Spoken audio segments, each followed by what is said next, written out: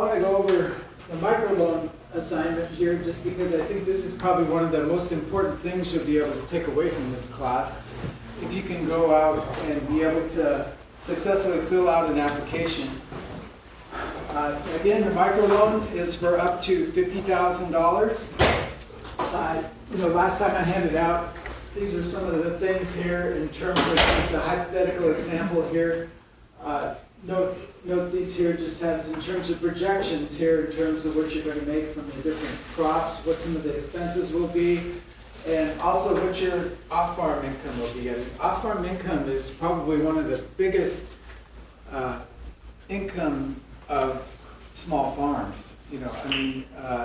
It's much larger than on-farm income. So keep that in mind because you can use off-farm income to, put towards paying off a loan in your projections, especially if you exceeds your living expenses.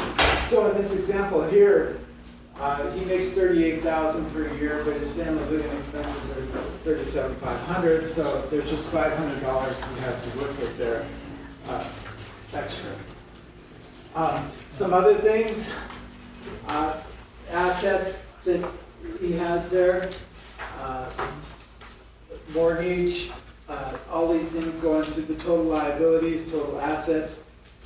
He also talks about things in terms of he's taking an agricultural financial course, produce marketing course at the college, the FFA senior project. All these things can be used to help count towards an FSA loan there. And also, they'll also check to make sure that you're not delinquent on any outstanding debts or anything like that as well too. So that's why that's kind of covered in the assignment there as well. But in terms of filling out the application, basically, you would put in for your name there, your address, your phone number, email. They'll want to know your social security number. That's something you have to fill out. Your birth date, and a lot of, the demographic information, veteran, not all that information there. And then you get into more information as well in terms of, what's the acreage you have in terms of owned or rented, where you're farming, what's the purpose of the loan. You have to put down, in this case, we're just using an example to grow lettuce, chili peppers, spinach. And again, he talks about whether taking the vegetable production course, management course, that is filled in here so that they can meet the requirement of that, like 16 hours, like semester hours of aggregated courses, the FSA youth loan, and the 1 year of management experience. Those three items will qualify then for an FSA loan and microloan here. So in terms of how you can fill this out, in terms of the financials there, just keep in mind, these slides are all on this flash drive here, so I'm going to give you, so if you're doing evaluations, so if you're worried about taking notes, these slides are on here. This also has the older USB as well as the USB-C too, so it's one of the cool things they do now. I guess is they do all kinds of things. But this is for the sale of your crops here. So in this example here, you can see watermelons here is by far the predominant crop, accounting for 22,600 of the 25,870 here on the revenue side. On the expense side here, there's harvest expenses, fertilizer, fuel, for $7,000 in expenses there. And that's what the loan request is for here, that $7,000 is for these annual expenses here in terms of the fuel, irrigation, fertilizer, and harvest. Okay? Again, we have the non-farm income, the family living expenses, there's $500 there. So when we take the revenues here minus the expenses here, we get to our net farm income here. And then we have also an extra 500 we add here to get to our total annual income of that 19,370, okay? See, so we're just taking the off-farm income, that 500, and adding it to the net farm income here, you know, because we basically took total farm income minus our expenses here to get our net farm income here of 18,870. We also add in this 500, then it comes to 19,370. Okay. Now with regards to kind of the balance sheet here, this has all of our assets here, everything from the land to the house, the tractor, the barn, the credits, everything from Home Depot to Wells Fargo, all these. So we have our total assets over here, 218,000, and total debts here of 117,200. So one of the things that the lender will want to know here is what is your percent equity in terms of, you know, basically what is your net worth divided by your assets. So if we take our total assets here minus the debts, that's kind of the net worth here divided by the total assets, it's 218,000, we get like 46.2%. Okay, so I guess why are we going through all these numbers here? Well, because the loan officer is going to want to know a lot of this, right? I mean, the other thing is 46.2% good, bad, or mediocre, or what? So I'll try to give you a guideline on that. So these are just kind of some farm financial metrics put together by a book in Dr. Cole, and he basically puts, you know, the yellow here is kind of the middle of the road, the red is more caution, the green is where you would be in the desirable range. So the percent equity here, that measure we looked at over here, was 46.2%. So given, you know, this kind of measures here, we'd be right in the middle here, kind of in that yellow range there. So that's something good to note, in the sense you want to try and avoid being in the red, because that may raise up a red flag, not just only for the lender, but also for yourself in terms of maybe being too leveraged there. But all these other numbers here as well are able to be obtained from this example here. We have the working capital divided by the revenue. The working capital comes from the $7,000 loan over here, plus the $500 down here in the non-farm income. So that gives us the immediate cash that we have on hand there, and then we divide that by our total revenue over here, which is that 25,870 there. So that gives us a measure here of like 30%. So that's, you know, almost upwards here towards the green end, but still kind of in the yellow area. Okay. And then the debt coverage ratio, where we have our net income divided by debt service, that's, you know, 276.6%. So that's telling us we are definitely in the green there in terms of our net income, and then our return on assets. That comes from our net farm income, the 18,870 there, divided by our total assets, that 218,000 there. So 8.7%.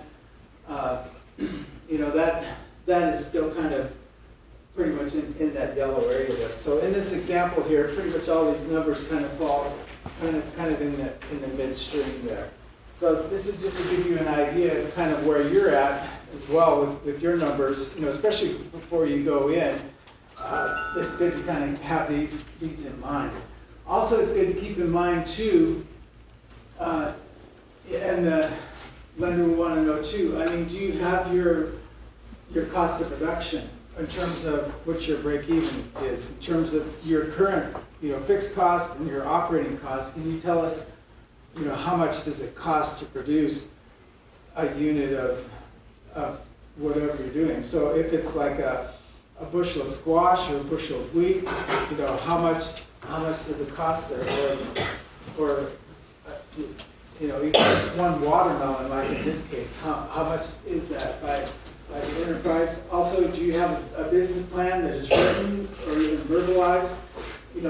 That's something they'll be looking for. And also, do you have a risk management plan here for the different areas of your operation? And we'll go over some of that today. But the idea is, being able to put all this together in terms of the records that you have. We handed out the record workbooks, so the idea is you can track your expenses, track your revenues, and then be able to put those in terms of for the finances, for like getting the loan, and then also, that also comes over to making your business more sustainable and long-term, to where it comes back to where you recycle through in terms of reevaluating the records you have, and updating your business plans as you go along. So just to review a bit on the micro loan, the operating loan here right now has a current rate of like 2.125%. So, that's pretty attractive if you consider that the inflation rate, is right around 7-8%. So it's almost like free money in the sense that you're paying back dollars that are worth less than what they are now. So, I've never seen a time in history where interest rates are so low relative to what the inflation rate is. It's just almost unheard of, I think. And then your operating loan can exceed 7 years. So there's a lot of different things that could be bought on, everything, from an irrigation system to like a high tunnel. There's those things there. You can also have a farm ownership microloan, but keep in mind, $50,000 probably doesn't buy as much when it comes to farm ownership as like operating expenses. But it's something there, and the current rate is 3%. Like farm ownership loans, and the farm ownership loans are limited as well too to around that $600,000-700,000. So you just can't go up to a multi-million-dollar farm at this interest rate. But that's still a pretty good deal if you can get money for 25 years for 3%. That's almost unheard of. So again, keep in mind that you need this experience, and with the farm ownership microloans here, you can substitute for one of the years here, of these 3 years experience here, this significant management or military leadership experience you might have as a veteran, repaying FSA youth loan, as well as these 16 hours of ag-related courses. And this is kind of where the certificate that we're giving you comes in, because the idea is we have 4 course classes, about 4 hours, that's about 16 hours of instruction that oftentimes most of the FSA offices have been taking these certificates as meeting one of these requirements here. So that's why hopefully the certificate will be valuable to you. And also keep in mind that there will be some security requirements or liens on these loans. So, with your annual operating loan, it's going to be at least up to, 100% of the lien on the loan with regards to the farm property.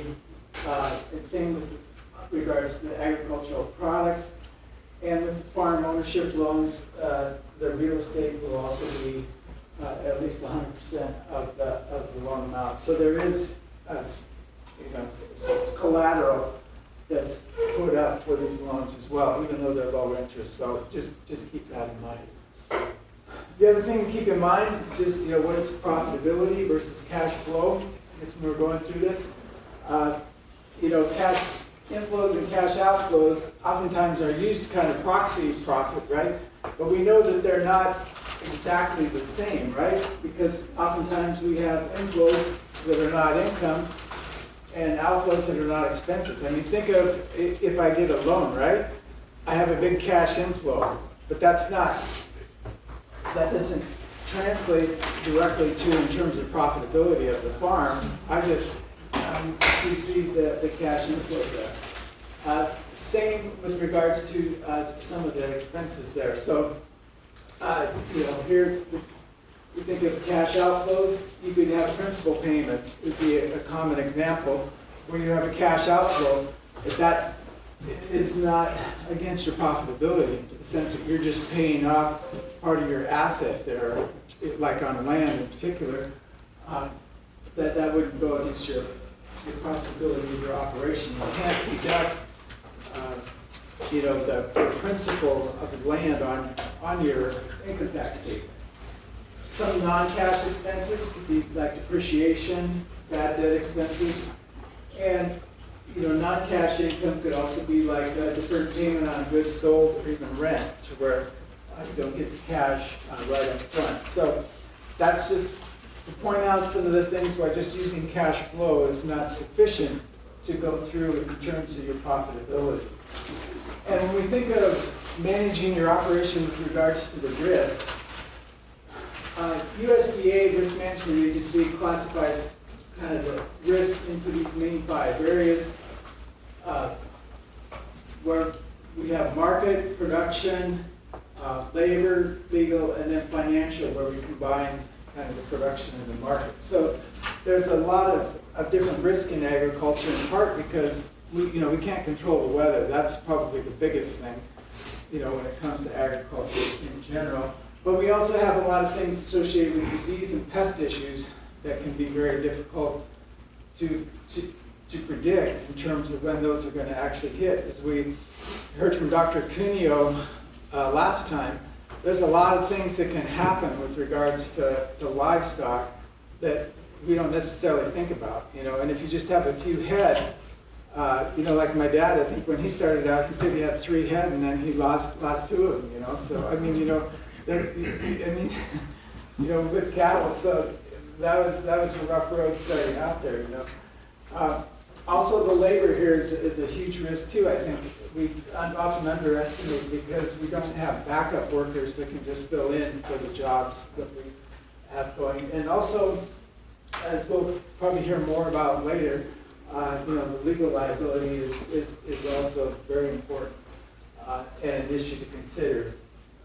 But there's a lot of crop insurance policies that are out there, and Risk Management Agency has provided subsidized insurance through a reinsurance through existing insurance programs to help bolster the uncertainty in agriculture.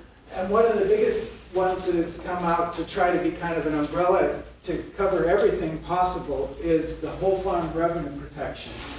And we'll talk about that in a little bit. And also just to emphasize how important the crop insurance subsidies are. The blue here gives the percentage of U.S. crop receipts that has gone for subsidies here in crop insurance. It's like 3.1% here in the 2015. But like in the 1990s and earlier, most or about half of the subsidies came from ad hoc disaster assistance. So there would be a major drought, and then Congress would take an action. So the plan was to kind of shift from ad hoc disaster over here to some of the crop insurance subsidies. But this last year we had quite a bit of ad hoc disaster system. Or a couple of years. What were the 2 things that were most prominent in the last 2 years? So we had the market facilitation program payments, right? In terms of China, because of China's unfair trade with the Trump administration, those were quite large. And then what was the other big ad hoc disaster assistance that came out? What's everybody wearing a mask for, right? The coronavirus food assistance program. Those were quite substantial. I mean, those 2 programs alone, with other subsidies, amounted to almost like 40% of the net farm income in like 2020 and 2021. So yeah, they were huge. So I mean, ad hoc hasn't gone away, but the impact in terms of crop insurance relative to traditional price support programs is that there's a lot more money going to crop insurance subsidies now than used to be going here to what we call these price support programs. So prior to the 2018 Farm Bill, that's when we had most of the support going to what we call like price loss coverage. So when prices would fall, there would be price supports kick in. And also, we talked about revenue. Well, I mean, this just shows the transition that has occurred from yield insurance to revenue insurance. So you can see the red here is the revenue. So, you know, in the last, since 2000 here, basically we had to where we've shifted to almost all kind of revenue-based insurance product. And that's, you know, favorable for Arizona in terms of irrigated agriculture production because we typically don't have major yield losses under irrigation, right? So it's typically more the price side. So that's why we see this a lot just across the whole U.S. in particular because it covers both yield and price, you know, at the same time. And again, like the whole farm revenue production falls in that. So in terms of insurance here for Arizona, this just kind of gives a snapshot of some of the major crops that are out there. And also, I just wanted to kind of put it in perspective as well for the size of our agriculture versus California. I mean, California has more acres of almonds and more acres of grapes, than we have total acres of irrigated land. So, some people are like, well, if I, plant a vineyard here, am I going to saturate the market? And then it's like, well, not really. I mean, that Arizona would never really, have any real major impact on the market. I mean, it may be in terms of just the local tourists that come by, yeah, but I mean, we're so small in relation to the size of California that, that we never have there. Potatoes here, talk about going to see potato farm. So about 87% of the acreage of potatoes in the state is insured here, 2013. 2020, we see kind of similar things. The only thing that's different here is that now we have coverage here on the dairy side for dairy industry, as well as we have this thing called the pasture rangeland 4-H here, and we have some here with whole farm revenue protection. So if we look at the net acres insured, and basically we're around 500,000 acres, and then we jump up to like 1 million here in 2016, and then we jump to like 15 million and then up to 30 million. So how come it jumps so much, right? What's making it jump there? So we're not just insuring crop acreage anymore. We're also insuring what? Pasture, with the pasture rangeland 4-H. So that works basically to where if it doesn't rain as much as like the 30-year, pay a premium based on the rainfall falling short. And that's why we've had this huge increase. So about 50% of the grazing land in Arizona, or 55%, is now insured down here in 2020. And that's why we've had this huge increase here in terms of net acres insured, because now we're insuring pasture land. And just to see how significant these payments are for the pasture rangeland 4-H, the rainfall, this just gives you an idea in terms of how much it's translated to in terms of, on a per cow basis, dollars per head here. If we take the subsidy and then kind of adjust it for the percentage of the land that's being grazed on the insured acres, you can see in 2016, 2017, 2018, that was like about $700 to $900 per head. And then it dropped down here to about $400. And the realized net gain here was, $600 to $1,000, and then it dropped down negative, Then it was up to 874 again because 2020 was really dry, and then down here to $300, about 292. So yeah, so we're like about 53.4% of the grazing acres in the state insured. So why do you think we had such a big drop here? You probably wouldn't know unless you're have policy with pasture rangeland forage. But what they call the county base values, or which are meant to like impute the value of the forage on the actual grazing land, were adjusted downward quite a bit, almost cut in half. This is an example of a particular grid, and you can see these were cut about in half. So the producers still are able to get about the same return for each dollar they invest in the program, but because of this reduction in the county base values, that's basically reduced in about half in terms of kind of the subsidy that's going out per cow on the grazing, on the pasture rangeland forage rainfall index, based on the value that's imputed for the per acre here on the value of the grass. So that this is on a per acre basis here. So these will vary a little bit within some of the counties, but for the most part, they're pretty flat across the given county. So like if you're in Cochise County, these are pretty constant. But if you go over to like Yuma County, yeah, these will be dropped noticeably. But they're still fairly consistent within the same county. But what's interesting though is if you take a look at this program and also just look at it with regards to the U.S., do the same kind of calculations, it's more in the line of like about $50 to $60 per head in terms of what the subsidy is per cow, as opposed to like $400 here now. And also in terms of the realized gain, it's more in that line of around the $50 to $60 there as well.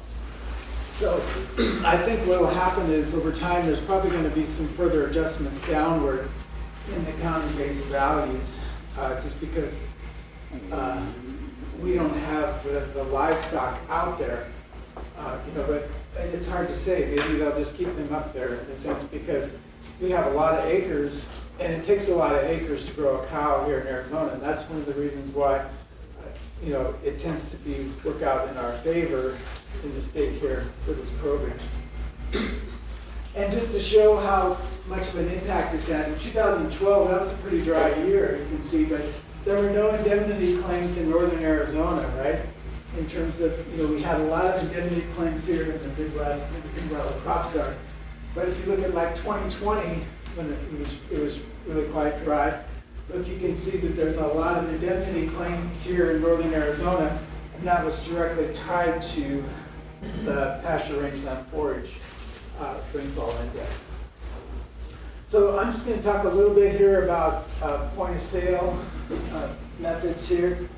And one of the things I guess to keep in mind is that even with online payments, credit cards and debit cards are still the most popular.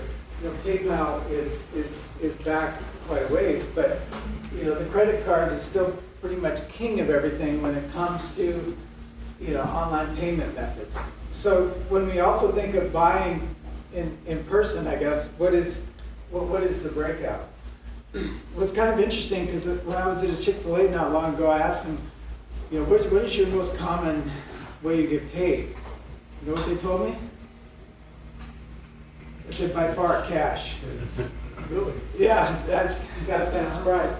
But when we think of payment methods, POS, credit cards and debit cards at the top, and cash down 12%. If we go kind of prior to COVID, cash would be quite a bit more, but still we have credit cards and debit cards, and just a little bit down here in point of sale financing.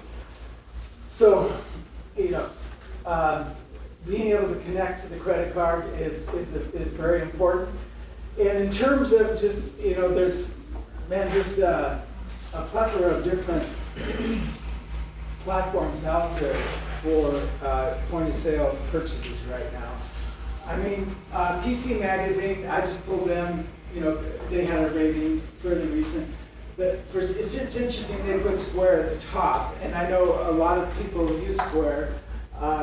One of the things that some people like about it is that it's just a flat rate pricing. So if you don't use it or you use it, it's there. Most of the other things have a monthly fee in addition to a percentage as well. But, you know, it depends on, I guess, where your business is at and different things, but there's a lot of POS applications, you know, I haven't really heard of. 2.75% sounds like a lot, but I guess you have to consider they're paying the credit card company as well too, you know, so that's probably a good 2% right there. So, you know, they have to make a little as well. I mean, QuickBooks, they also have one.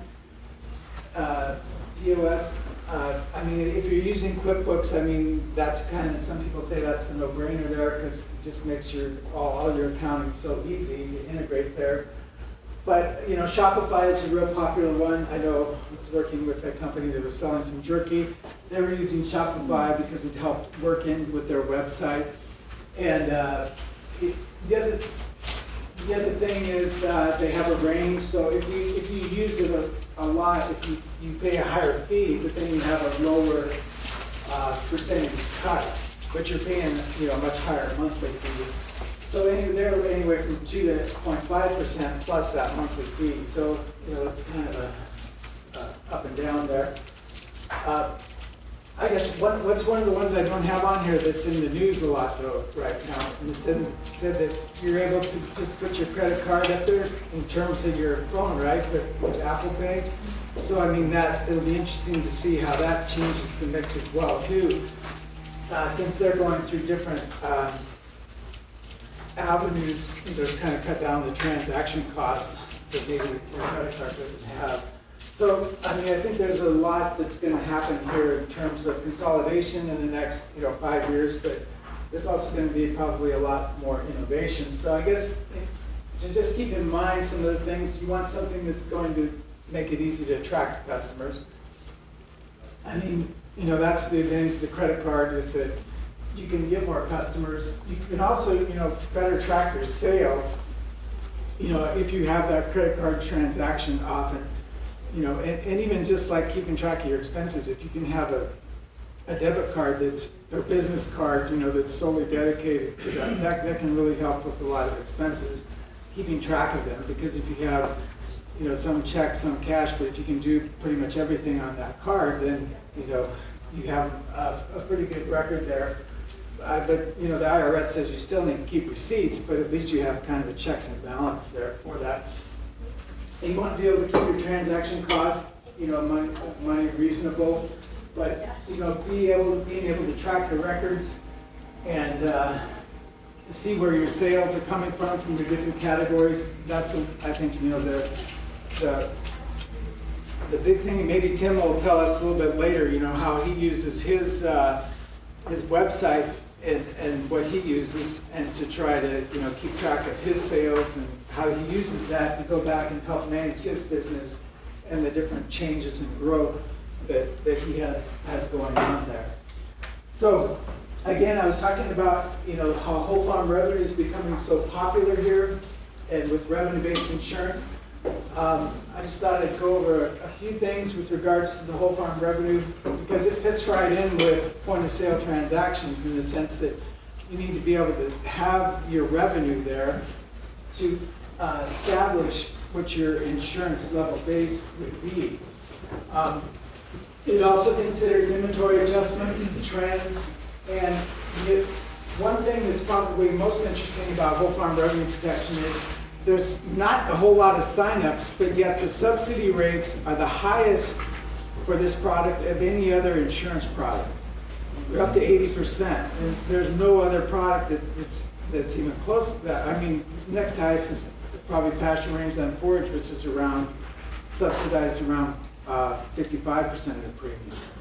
But you do have to have records here for whole farm revenue, and it's based off of your Schedule F.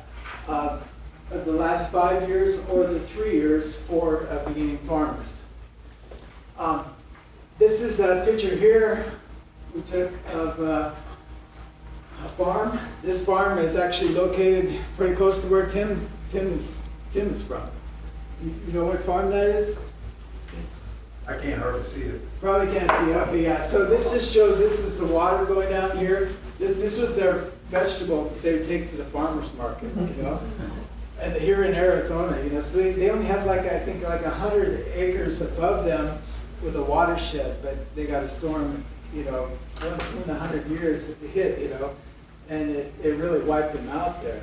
But this product here, this whole farm revenue, would be ideal for them because it would give them the higher the price with regards to like a farmer's market price, because that's what their revenues have been built upon. They're not selling it at wholesale, they're selling it at a farmer's market price.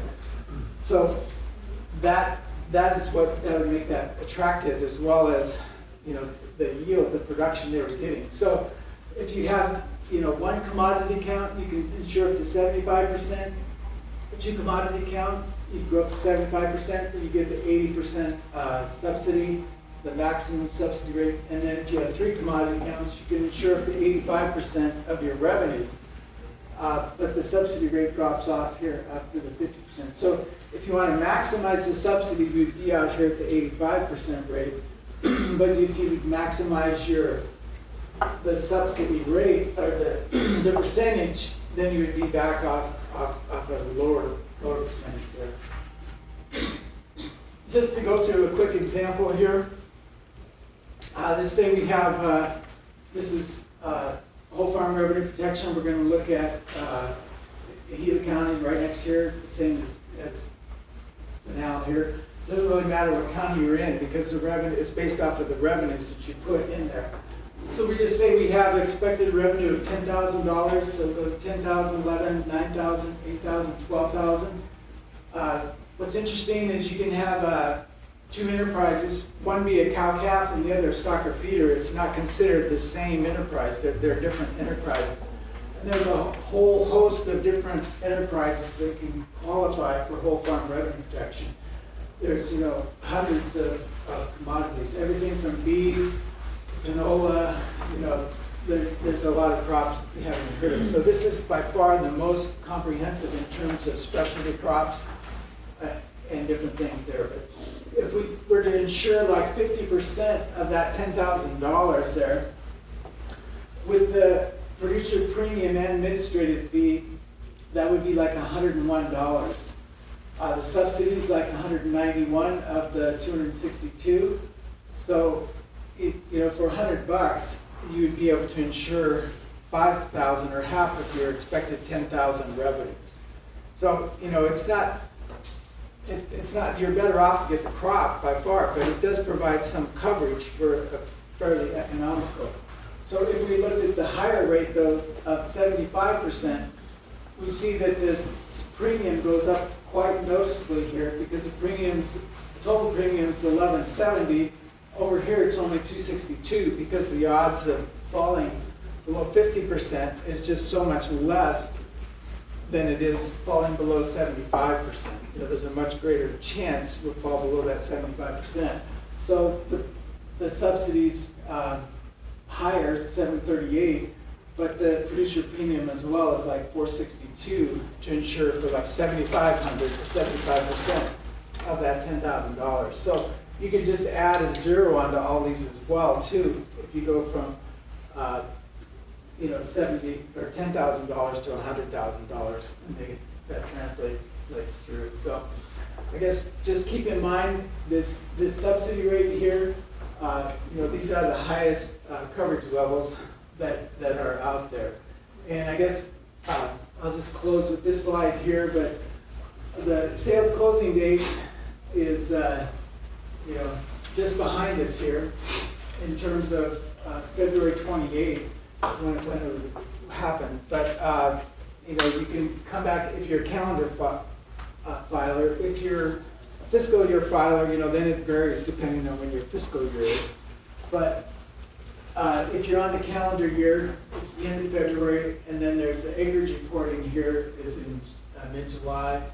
And keep in mind that beginning farmers, you just need 3 years of records. So that's one reason to keep your records in line and file your taxes as well too, because that provides an easier vehicle for that to go there. You know, even though you may not pay, if you have that record there, you have what your revenues are. You know, you may have enough expenses to offset your revenues, so you don't have to pay any income taxes, but still you have that revenue established there that you can insure off of. And then there's, this has to be through an insurance agent, and there's a website here that gives you in terms of where you could go to in terms of locating an insurance agent for this, as well as other crops that are out there as well too, including the pasture rangeland forage, you know, if you got livestock and rangeland there. So